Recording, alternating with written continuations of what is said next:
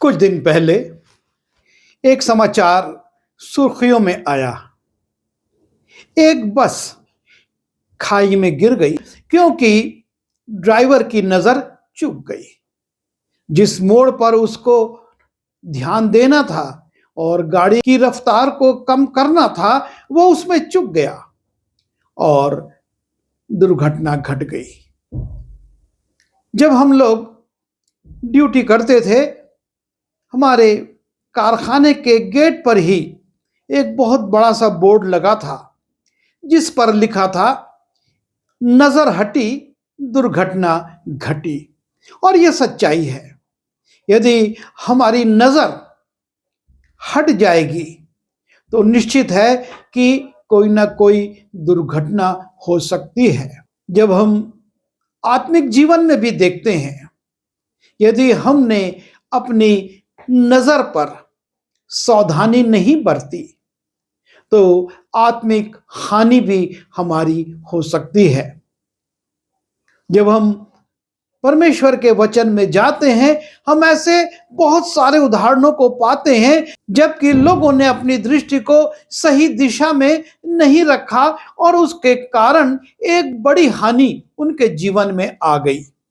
सबसे पहला उदाहरण हम उत्पत्ति उसके 3 अध्याय के 6वें पद में देखते हैं, जब हव्वा से वो सर्प बड़ी धूर्तता के साथ बातचीत करके चला जाता है और उसको ये कहता है कि जो फल मध्य में है, जो फल का पेड़ मध्य में है, उसके फल को खाने से तुमको हानि नहीं पर लाभ होगा। और तब वहां पर लिखा है, सो जब स्त्री ने देखा कि उस वृक्ष का फल खाने में अच्छा और देखने में मनभाऊ और बुद्धि देने के लिए चाहने योग्य है, तब उसने उसमें से तोड़कर खाया और अपने पति को भी दिया और उसने भी खाया। और यहां पर जो ध्यान देने योग्य बात है और वो है, जब स्त्री ने देखा, जब स्त्री उस वृक्ष के फल को ध्यान से देखती है तो उसे वो अच्छा लगता है, मनभाऊ लगता है और वो सोचती है कि यह तो बुद्धि देने के योग्य है। उसने अपनी दृष्टि उस फल पर लगाई जिसको खाने के लिए परमेश्वर ने मना किया था और उसको देखना, उसमें रुचि जाग गई और रुचि जागने का परिणाम वो फल तोड़ती है, स्वयं खाती है और अपने पति को भी खिलाती है और उसका परिणाम वो अदन की वाटिका से निष्कासित हो जाते हैं। जो एक बड़ा आनंदमय जीवन व्यतीत कर रहे थे, अब उनके जीवन में पीड़ा और परिश्रम आ जाता है। उत्पत्ति उसके 13वें अध्याय में जाते हैं और वहां पर हम लूत को देखते हैं। अब्राहम अपने भतीजे लूत से कहता है कि तू देख ले और निर्णय कर ले कि किस ओर तू जाना चाहता है और जिस ओर तू जाएगा उसके विपरीत मैं चला जाऊंगा। और तब लूत के विषय में लिखा है उत्पत्ति 13:10-11 में, तब लूत ने आंख उठाकर यरदन नदी के पास वाली सारी तराई को देखा कि वो सिंची हुई है। सो लूत अपने लिए यरदन की सारी तराई को चुन के पूर्व की ओर चला और वे एक दूसरे से अलग हो गए। लूत ने अपनी नजर उठाई और वो देखता है कि यरदन नदी के पास की जो तराई है वो बड़ी हरी भरी है, सिंची हुई है और मेरे पशुओं के लिए बड़ी लाभकारी है। वो ये नहीं देखता कि सदोम और अमोरा के लोगों की दशा क्या है।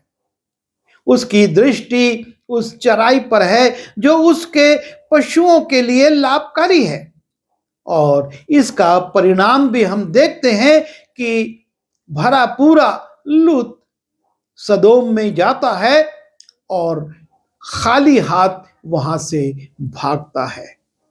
उसको सब कुछ छोड़कर वहां से निकलना पड़ता है। उसने उस हरी भरी तराई को देखा और निर्णय लिया कि यह मेरे लिए लाभकारी है, लेकिन भविष्य में वो उसके लिए हानिप्रद हो गई। आगे जब हम उत्पत्ति उसके 19वें अध्याय में जाते हैं और वहां पर हम लूत की पत्नी को देखते हैं। जब परमेश्वर सदोम और अमोरा को नाश करने का विचार करता है, वो अपने दूतों को भेजता है कि लूत और उसके परिवार को सदोम नगर से निकाल दो।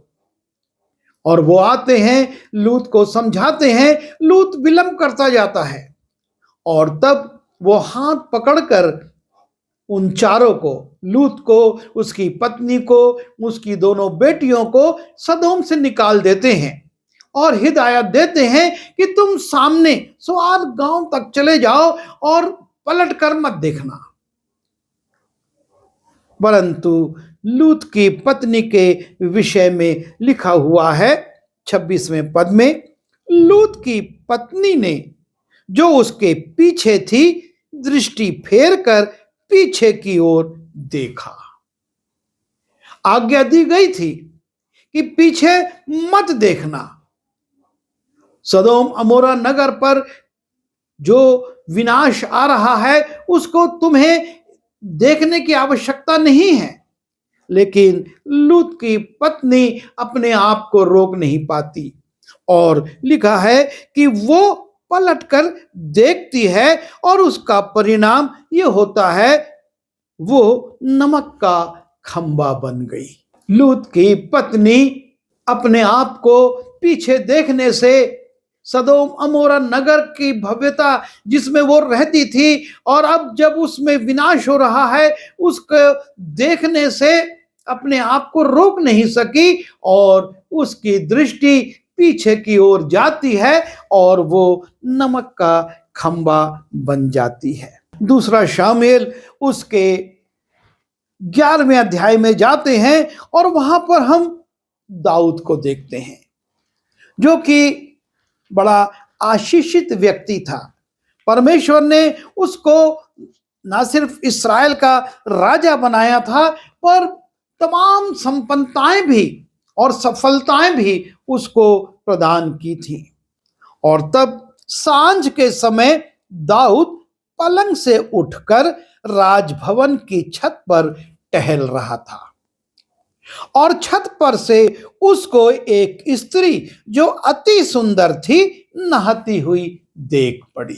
दाऊद अपने महल की छत पर टहल रहा है और दूर उसको एक स्त्री जो अति सुंदर थी नहाते हुए देख पड़ती है और ये नजर ही उसके नुकसान का कारण बन जाती है। वो उस स्त्री को अपने पास बुलवाता है, उसके साथ व्यभिचार करता है और उसके बाद उस व्यभिचार को छिपाने के लिए उसके पति को भी मरवा देता है। सिर्फ उसने उस स्त्री पर दृष्टि डाली, उसने उसको देखा और उस देखने का परिणाम उसके जीवन में एक भयंकर पाप के रूप में आ गया। जब दानियल की पुस्तक में जाते हैं और वहां पर हम राजा नबूकदनेस्सर, जो कि बाबुल का राजा था, और वो नबूकदनेस्सर एक दिन जब वो राजभवन की छत पर टहल रहा है, लिखा है बाबुल के राजभवन की छत पर नबूकदनेस्सर टहल रहा था। तब वो कहने लगा, क्या ये बड़ा बाबुल नहीं है जिसे मैं ही ने अपने बल और सामर्थ से राजनिवास होने को और अपने प्रताप की बड़ाई के लिए बनाया है। जब वो छत पर से अपने शहर को देखता है, बाबुल राज्य को देखता है, दूर दूर तक बने हुए भवनों को देखता है, वो उसको देखने के बाद अपने मन में फूलने लगता है, घमंड करने लगता है और कहता है, क्या ये बड़ा बाबुल नहीं है जिसे मैंने ही अपने बल और सामर्थ से राजनिवास के लिए और अपनी प्रताप की बड़ाई के लिए बसाया है। और ये वचन राजा के मुंह से निकलने भी ना पाए थे कि आकाशवाणी हुई, हे राजा नबूकदनेस्सर, तेरे विषय में ये आज्ञा निकली है कि राज्य तेरे हाथ से निकल गया। उसने देखा, उसने घमंड किया और घमंड की बात अभी वो बोल भी नहीं सका है कि भविष्यवाणी हो गई, आकाशवाणी हो गई कि राज्य तेरे हाथ से निकल गया, तू मनुष्यों के बीच से निकाला जाएगा और मैदान के पशुओं के संग रहेगा और बैलों की नाई घास चरेगा। जब वो घमंड से भरी हुई आंखों से बाबुल को देखता है, उसका परिणाम है कि वो मनुष्यों में से निकाल दिया जाता है, पशु सरीखा बन जाता है और पशु के समान घास चरने लगता है। उसने अपने देश को, अपने शहर को देखा और अपने मन में घमंड की बात को सोचा। जब हम पहला शामुएल उसके 17वें अध्याय में जाते हैं, एक बहुत शूरवीर व्यक्ति है और उसका नाम है गोलियत, और वो अपने शक्ति पर, अपनी युद्ध विद्या पर और अपने डील डॉल पर बड़ा घमंड करता है। जब पलिश्ती ने दृष्टि करके दाऊद को देखा, तब उसे तुच्छ जाना, क्योंकि वो लड़का ही था और उसके मुख पर लाली झलकती थी और वो सुंदर था। तब पलिश्ती ने दाऊद से कहा, क्या मैं कुत्ता हूं कि तू लाठी लेकर मेरे पास आता है? तब पलिश्ती अपने देवताओं के नाम लेकर दाऊद को कोसने लगा। ये घमंड से भरा हुआ पलिश्ती गोलियत दाऊद को तुच्छ समझता है, सोचता है ये छोटा सा लड़का कम उम्र का है, मुझको चुनौती दे रहा है, ये तो मेरे सामने चींटी के समान है और मैं इसे मसल कर रख दूंगा। पलिश्ती का देखना, उसका तुच्छ समझना उसके लिए हानिकारक हो जाता है और दाऊद गोफन के एक पत्थर से उसको मार डालता है। मत्ती रचित सुसमाचार उसके 14वें अध्याय में, और वहां पर हम देखते हैं यीशु मसीह अपने चेलों के पास झील पर चलते हुए चले आ रहे हैं। और जब यीशु मसीह चेलों के पास आते हैं, चेले घबरा जाते हैं, ये कौन व्यक्ति है जो कि पानी पर चलता हुआ हमारे पास आ रहा है? ये तो मनुष्य नहीं हो सकता। और वो चिल्ला उठे। और तब लिखा है, जब चेले उसको झील पर चलते हुए देखकर घबरा गए और कहने लगे वो भूत है और डर के मारे चिल्ला उठे, यीशु ने तुरंत उनसे बातें की और कहा, ढांढस बांधो, मैं हूं, डरो मत। पर प्रभु यीशु मसीह उनसे कहते हैं, मैं हूं तुम्हारा गुरु यीशु। और जब यीशु मसीह उनसे बातें करते हैं, पतरस ने उसको उत्तर दिया, हे प्रभु, यदि तू ही है तो मुझे अपने पास पानी पर चलकर आने की आज्ञा दे। उसने कहा, आ। तब पतरस नाव पर से उतरकर यीशु के पास जाने को पानी पर चलने लगा। पतरस भी यीशु मसीह की ओर पानी पर चलता हुआ जा रहा है और तभी उसकी नजर यीशु मसीह से हटकर दूसरी ओर चली गई। पर पतरस हवा को देखकर डर गया। वो यीशु मसीह के जगह हवा जो कि तेजी से बह रही थी, लहरें जो ऊंची ऊंची उठ रही थी, उनको देखने लगा। और जब उसकी दृष्टि उन लहरों पर, उन तेज चलती हवाओं पर गई, तो लिखा है, और जब डूबने लगा, जब वो डर गया तो डूबने लगा, तो चिल्लाकर कहा, हे प्रभु मुझे बचा। उसकी दृष्टि प्रभु पर से हट गई, और जब उसकी दृष्टि प्रभु पर से हट गई तो वो झील में डूबने लगा। ये बहुत जरूरी है कि हम अपने जीवन का विश्लेषण करें, अपने जीवन को देखें, हमारी दृष्टि कहां पर है। कहीं हम हवा के समान उन वर्जित चीजों को देखकर प्रलोभित तो नहीं हो रहे हैं। नीति वचन में इसलिए लिखा है कि जब शराब उंडेली जाती है तो उसको ना देखना, क्योंकि ये वस्तु देखने में तो अच्छी लगती है, लेकिन सांप के समान, करैत के समान डसती है, हानि पहुंचाती है जीवन को। हम लूत के समान तत्कालिक लाभ को ना देखें। अरे ये जो घाटी है ये तो बड़ी सिंची हुई है, और ये मेरे पशुओं के लिए, मेरे धन को बढ़ाने के लिए लाभकारी हो सकती है, लेकिन वही उसकी हानि का कारण बन गई।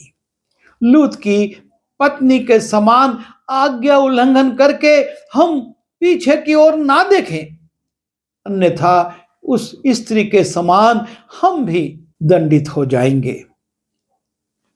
दाऊद के समान अपनी दृष्टि ऐसी वस्तुओं पे ना लगाएं जो कि हमको पाप में गिराती हैं, और उनको देखकर हम पाप में पड़ जाएं, और तब हम पछताएंगे तो बड़ी हानि हो चुकी होगी। बड़ा दंड दाऊद के परिवार के ऊपर उस गलती से, जो उसने देखने की गलती उस स्त्री को करी, उस पर नजर लगाई, और उसका परिणाम उसके परिवार के ऊपर दंड के रूप में आ गया कि तलवार तेरे परिवार में हमेशा चलती रहेगी। नबूकदनेस्सर ने अपनी सफलताओं पर, अपनी विजयों पर, अपने प्रताप पर घमंड किया, उस पर दृष्टि लगाई, उसके विषय में सोचा, और परमेश्वर घमंड से भरी हुई आंखों से घृणा करता है, और वो मनुष्यों में से निकाला गया। जो पशु के रूप में घास चरने लगा, जो कि महल में रहता था, अच्छे अच्छी भोज्य वस्तुओं से तृप्त होता था, अब उसके ऊपर ओस पड़ रही है, उसका बदन भीग रहा है, और वो पशुओं के समान चारा खा रहा है। गोलियत दाऊद को देखकर उसे तुच्छ समझता है।